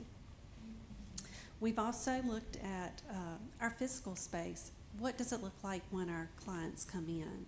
Our clerical staff has took our reception area and they decorate to make it more welcoming for our clients to come in. We've also installed some privacy walls there. We've looked at where our records and stuff are housed in the agency and our retention rules, and utilize store records, which is an off-site facility to store some of those records that we must keep. Also, we have looked at identifying training needs for our continuous improvement. You can see that we've already had conflict resolution for our managers there in December. Our management team is engaging in a book club focusing on teamwork. That has been started as of February. We held a really dynamic agency staff meeting back in February where we got input from staff on what our strengths of the agency were and what they wanted to see moving forward. We also have a de-escalation training plan where we'll be partnering with Amanda Doss to bring that in. And our staff development specialists, of course, have developed a structured training for all new Medicaid workers when they come in. As you saw, we've been out in the community. When we're out in the community, we promote ePass, which is the electronic version for people to be able to apply for services online. The state's made it really easy for our clients. They can apply through ePass, telephone. They don't necessarily always have to come into our building. The other thing out of the recommendations was looking at our policies and protocols. So we have looked at our safety plans, looked at formalizing a case escalation protocol. There was already one internally for DSS, but now this encompasses the county since we're consolidated now. Next slide. So one of the big things that's been going on in our child welfare is the implementation of PATH. PATH is a statewide electronic system for CPS. Intake and assessments has rolled in. So all of our staff back in September and October had to participate in 2 one-week trainings. One was based on policy, and the other one was actually based on the system. So all of our staff went through that, and it was implemented November the 3rd. You can see our numbers up there, the number of intakes and open cases that we've had since we've been in the system. With this launch, it was also a change of policy there that's affecting our practice. So our numbers of assessments were a little bit low for November and December, January, but the significant piece to that is that 82% of those cases had to be initiated either immediately within 24 hours. And so that really has been changed our practice because social workers have to be able to initiate within that 8-hour time frame. And initiation means that they interview every child alone, separate and apart, and with the parents and adults in the household. So cases, like I said, now are more falling into the immediate and 24-hour based on that new policy rather than a 72-hour response.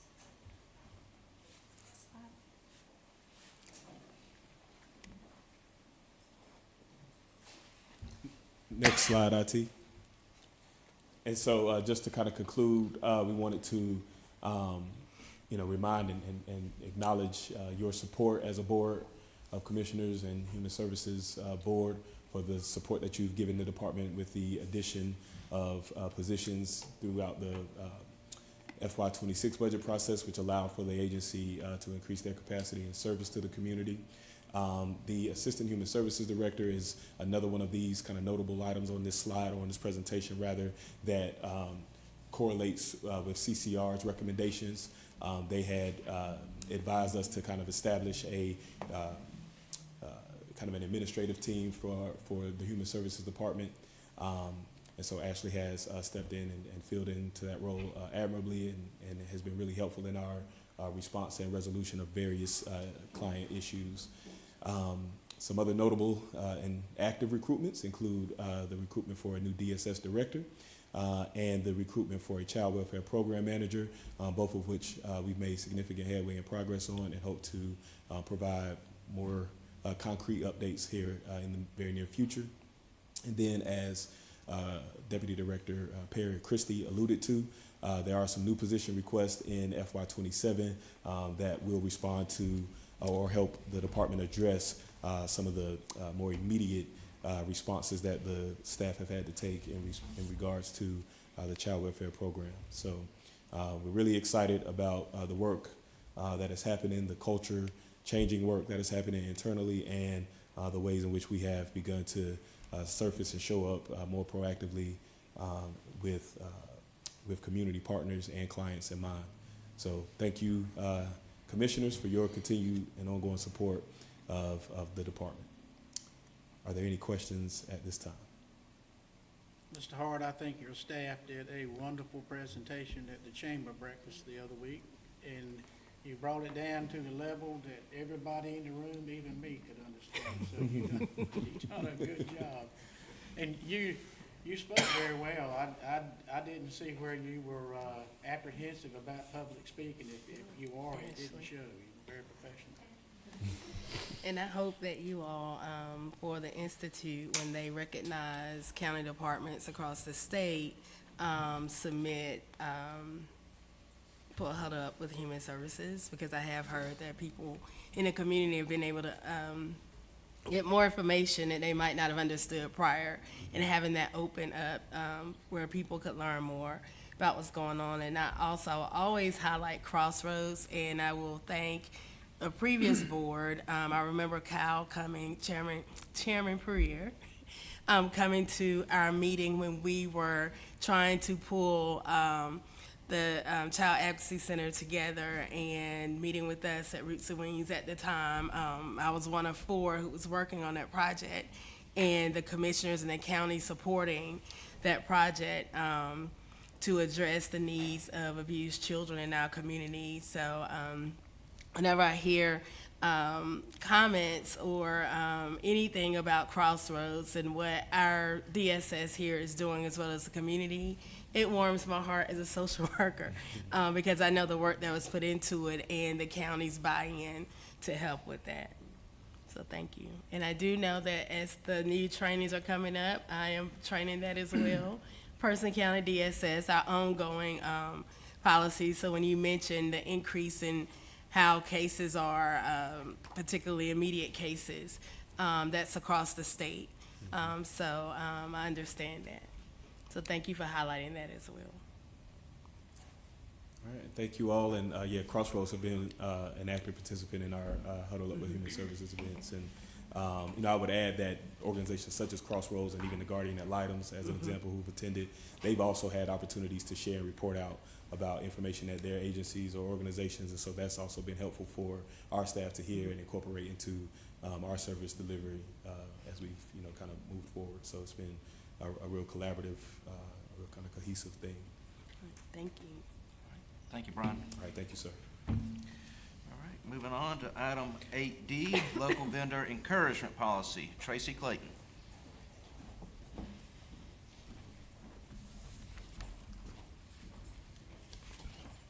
Good morning. Good morning. Good morning. Good morning. At your budget retreat in February, Commissioner Wilburn asked me to bring forth a local policy encouraging shopping from Person County with local vendors inside Person County. So to that end, I began researching. I spoke to the School of Government, I spoke to the Association of County Commissioners, as well as gathered many different versions from other local units. And from that, I have written a policy that I believe illustrates the best practices across North Carolina while taking into account the wishes of the board to encourage our county to shop locally. And I've submitted it to you for your review. I've had one commissioner reach out and want to add a few words to the policy in section 3, where it says, when a department proposes a select vendor that is owned in whole or in part by Person County local government employee, and the addition would be or immediate family member, which I think is a good addition to this. So I would need you to vote to accept that addition if you choose to vote to accept this policy. State that again. You want to add what? That when a department proposes to select a vendor that is owned in whole or in part by a Person County local government employee, and the addition is or the immediate family member. So with that, I'll answer any questions that you may have. Any questions, board members? Yeah, can you talk about how that, cap amount was selected, $30,000? $30,000 is the amount that the state puts on before you have to have informal bidding. So we can spend up to that amount before that. You, as a board, can set more restrictive amounts, but you cannot loosen this restriction. So above that, it's not that it couldn't be a local vendor, it's just that. They have to be informally bid. I actually have that for you. Departments can spend more than $30,000, but they must follow the competitive bidding process for that. And that's informal. And when it gets to, I believe, $90,000, that is when it becomes formal bidding. And there's other language in the personnel policy that helps deal with self-dealing and stuff like that too, right? Yes. So that might not need to be fully captured here. So if we approve this, how would the practice change? I mean, as far as, is this something we need to notify people locally, or The policy is set to become effective April 1st, so it'll be, if you approve it, I'll speak to the department heads at the meeting tomorrow and let them know that it is going to be the practice going forward as of April 1st, because we want to give them time to read and acclimate. And then we have decentralized procurement here, which means we're going to have to trust the departments to do this. When there is something that is over $750 and they have to get a PO, it comes to me, then it goes to the manager for approval. That is something that we can then question. It would be the under $750 purchases that we will have to just trust departments, unless we see a pattern that they are not. I was wondering if we need to think about like a vendor fair or something that helps get the word out. And one other concern I had was that there's still room to look at just the bottom line and say this one's cheaper than that one. And I know it says the whole purpose is to favor local, but for example, if you got, if you ordered something for county vehicles like the decals or furniture, and you could get those cheaper, but locally they come with, applying it or putting the stuff together for a fee. When you're getting the product cheaper, but you're having to pay general services or some other county staff to take another step to actually put it in place. Do you know what I mean? I do. This policy was written to strike a balance between encouraging shopping local, but using the taxpayer dollars in the best way that we can, because the board has also expressed a wish to do that. So I worked very hard. I did a lot of research on this to strike that line while staying within best practices. So we can encourage our departments to do that. We can encourage them to shop local, and we can encourage them to take into consideration that small fee that might be applied. Okay, yeah, and the economic impact of that business being here. So, yeah, I appreciate you putting this together and the research that you did. And does this apply to every department, IT and services? It does. It applies to every department. I will say, some of the feedback that I got from departments that there are things that they can't buy in Person County. IT, we don't have a store for that here, and just a few other things, but well, we do have a store. Not the larger kind of things that they want. But, yes, this applies to every department in Person County, everything in the budget that you will be asked to approve later on. All right. Okay, thank All right. you. Do I have a motion to approve the adjustments recommended? So moved. All right, all in favor, please vote by saying aye. Are we gonna have any discussion? Go ahead. I'm sorry, I'm not trying to hold The only anything. reason I'm kind of pushing that, I was just looking, that storm's in Greensboro right now, I understand. and we have a little bit more to go. I understand transparency. You know, our company has previously did a lot of business with Person County. When I come on the board, we voluntarily decided not to push the rule where we could do some business. We just decided not to do business with Person County in the interest of transparency.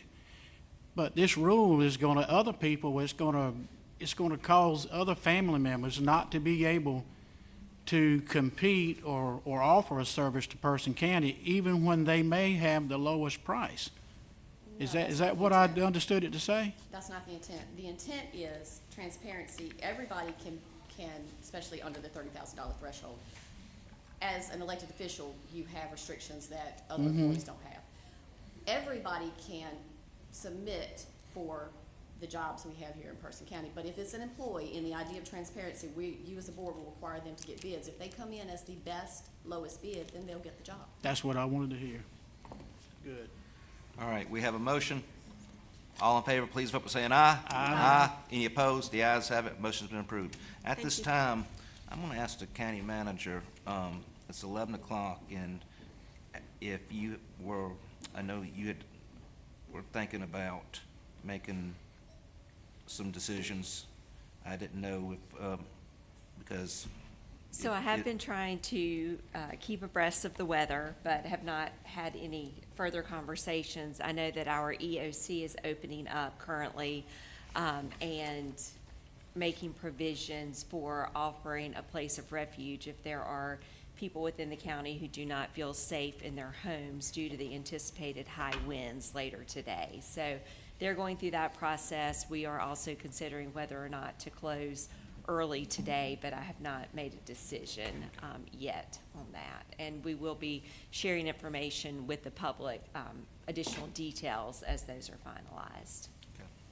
Only reason I'm saying, it looked like the timetable for that storm had moved up to 12 o'clock. Okay. So, all right, and and you're also up for budget preview. Sure, and I can make this relatively quick. I did pass out a one-page handout to go along with the information that is in your agenda packets. Your agenda packets do include the second quarter update for our strategic plan, so there is a lot of detailed information in that. I know it's a lot of text, it's small, there are many pages, but we do want to ensure that you as a board and the public are informed about the efforts that our departments are making to ensure that we are moving forward with the strategic plan and the goals that have been established that are also correspond with the budget process.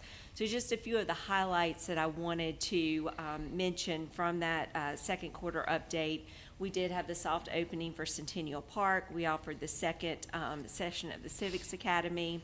For our opioid settlement advisory committee, we conducted a community survey and held the annual community meeting. For our runway extension project at the airport, we completed the environmental assessment and are awaiting FAA approval. We had the 2025 municipal election, submitted the fiscal year 25 audit report on time. We completed major renovations of our 911 center, including a remodel of the operations floor and replacement of the 911 consoles. We assisted the City of Roxborough and Person-Caswell Lake Authority in the recovery process from Tropical Storm Chantal and in seeking FEMA recovery public assistance. We launched the Mobile Integrated Healthcare Post-Overdose Response Team program. For the Government Services Building, which is across the street, we completed roof and HVAC replacements. We are in the process of preparing bid documents for replacement of the roof and repairs to the rear wall and windows at the Human Services Building. The Health Department began exploring the need for additional services such as primary care and the reinstatement of postpartum and newborn home visits. And the 25 reappraisal process is in the final stages of concluding with the formal appeals that were submitted at the state level. So we continue to work through those and anticipate only having a few commercial cases remaining here shortly. So those are just a few of the highlights that I pulled out of the strategic plan. And then going from there, I do want to give you an update on where we are with the fiscal year 27 budget process. So all of our requests are in. We are looking at the expenditures at this phase in the process with requests in the system, expenditures exceeding revenues by about $8 million, which would be equivalent to 10 cents over the current tax rate. And just for your reference, the school system's request came in at almost 11% above their current operating budget, and PCC's is just over 9%. So across the board, we and our partners are facing pressures for increasing expenses. Our departmental meetings have been completed. The departmental narratives, which include the fiscal year 26 accomplishments, fiscal year 27 objectives, and fiscal year 27 budget highlights, have been drafted. So we're using those in reference to the requests that have been made, and working through all of those conversations and those meetings and the documentation through a very deliberate process to evaluate requests and start to narrow the gap between where we are with the request and the revenues that we're projecting, and trying to get to a budget. My current goal is to create a recommended budget that is based on the current tax rate, as close to that as I can get. That is subject to change as we continue to work through this process, but I do want to let the board know that that's kind of where I am right now at this stage of developing a recommended budget, and we are going to work very hard to ensure that we are carefully evaluating the tax rate and containing our expenses and trying to achieve as close to the current tax rate as possible, because I do know that some commissioners have expressed an interest in lowering the tax rate. I certainly still have that in mind, just not sure what is going to be feasible until I get more information and continue this part of the budget process. The next formal step will be recommending the CIP on April the 6th. And of course, that factors into the overall budget, so that's a part of the process over the next few weeks to continue to finalize that recommended CIP. So, be glad to answer any questions that y'all have or receive feedback from you on the strategic plan or the budget process itself. Thank you. I would just ask commissioners at your own time, follow up with the county manager if you've got any questions, concerns about her presentation. Thank you. Okay. All right, appointments of boards and committees, Michelle Solomon. Yes, sir, thank you. So in your agenda packet, you should have received a couple of applications from interested citizens for boards and committees for the Juvenile Crime Prevention Council and the Workforce Development Board. If I may, Mr. Chairman, I'll present the Juvenile Crime Prevention Council first. So you received one application that was for Alyssa Black. She missed the deadline for reappointment. She served previously. She is asking to be reappointed as the district attorney designee position. May I please ask the desire of the board? Move for approval. All right, we have a motion. Any further discussion? Having heard none, all in favor, please vote by saying aye. Aye.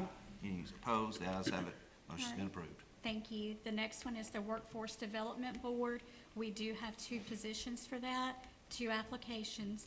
Jody Black will request appointment as the Adult Education and Literacy Representative. We had a vacancy for that position. And then Joshua Carver requests reappointment as a Business and Industry Representative as he missed a deadline for his reappointment. Move for approval. We have a motion. All in favor, please vote by saying aye. Aye. Any opposed? The ayes have it. Motion's been approved. Thank you. Thank you. Chairman's report, I will just, the Chamber Director asked me when I spoke to her this morning to let the board and audience know that the ribbon cutting that was scheduled for 2 o'clock today has been postponed to next Tuesday. So, and that will be going out. Other than that, County Manager? Nothing additional to add. All right. Vice Chair Wilburn? Okay, I'll go fast. We did have the NCACC District 8 meeting, the manager and I attended. There was representatives from everybody but Franklin County, and we found out we all have the same problems and issues. So that was reassuring in one way and not in another. I attended the business after hours at the museum where they had the Spark exhibit, and it was great to see some of the stuff there, especially the local stuff. I did not know Green's Jewelers invented the earring back, so I'm very grateful to them. So that was some really cool stuff there. I attended along with Commissioner Long a check presentation to the rescue squad from the PEMC for a red leg loan for replacing a 30-year-old truck there that can do a lot more things to provide service and to assist other agencies. And professionally, I went to the NCEDA conference, separate from my county role, but it was great to be there among economic development peers and have people know where Roxborough is because of Microsoft's pledge here, or a recent announcement, and to actually be very excited about it with us. So that was refreshing. All right. Commissioner Thomas? I just want to thank everyone for coming today, and we're trying to get this issue settled between Duke Energy and the landowners, and want everyone to be careful this afternoon. Just came through where Castle County is under a tornado warning, so it's coming. So everyone try to get home and be safe. All right. Commissioner Royster? Yes, I would like to just share that I served as a panelist for the National Association of Social Workers Legislative Committee, and I served along North Carolina Senator Sidney Batch and some others in looking at social work and policy. I also attended Don't Be Afraid to Be First, and I talked about actually Commissioner Wilbert and myself being the first women elected to serve as commissioners, but on that panel was Secretary of State Elaine Marshall and Justice Allison Riggs, and that was held on Meredith College's campus. And Chairman have already talked about the food pantry ribbon cutting being postponed to March 24th at 1 o'clock. All right. Commissioner Long? Yes, I attended the rescue squad dedication, as Commissioner Wilburn talked about, and I would like to extend Piedmont appreciation to Piedmont Electric for continuing to support the volunteer fire departments. I attended with Commissioner Wilburn the planning board meeting, and progress is continuing to be made on a UDO that was addressed at our last meeting. I appreciate everybody coming out to vote in the primary, and I asked us to continue to keep our men and women in uniform in our prayers. It was my honor today to support our citizens to the Mayo Lake issue, and to the county manager, I want to again stress my position. Reducing spending by 20%, reducing the tax rate to our taxpayers, industrial park funding to buy land for an industrial park, EMS pay adjustment, a satellite fire EMS station near the SP Gentry store area to accommodate the fact that the road was shut down at the mega site. Our veteran services at DSS, we've been receiving excuses for 9 months now. We need to get it done as they were promised in the front of the DSS complex.